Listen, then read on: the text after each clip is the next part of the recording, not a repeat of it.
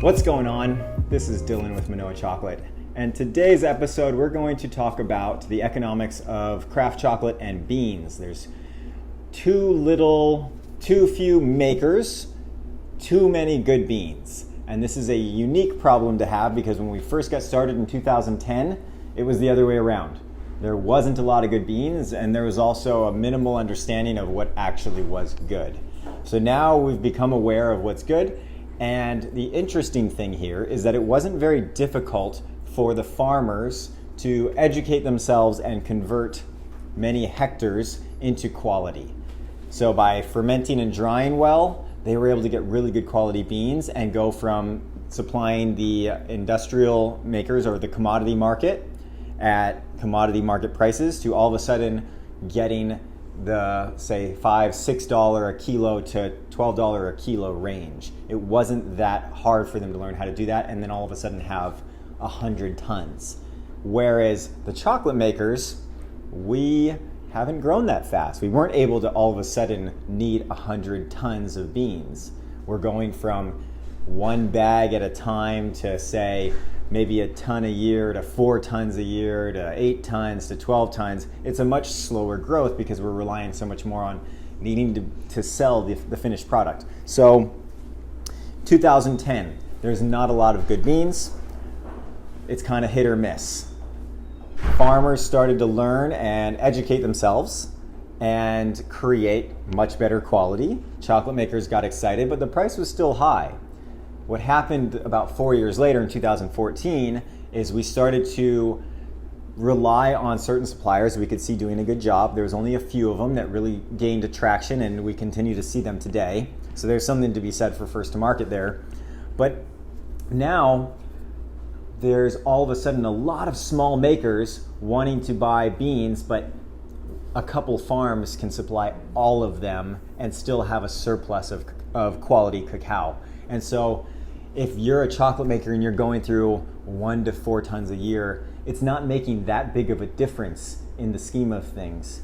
And farmers need to sell significant quantities of beans in order to make an impact and be able to continue to pay their workers at fair prices. And so this is one reason that as a craft chocolate maker, as a craft chocolate industry, we really need to expand and grow much, much larger than we are now as fast as possible while keeping quality high. So by 2018, it was very evident there was not enough chocolate makers for the amount of beans that were out there. And so the pendulum swung. All of a sudden, there's all these great beans at really good prices to the point where they're trying to just sell it to break even. And it was sad to see. And we were doing as much as we can to buy from a lot of the suppliers, these farmers that we built really good relationships with, and we knew the beans are fantastic and there's terms being extended.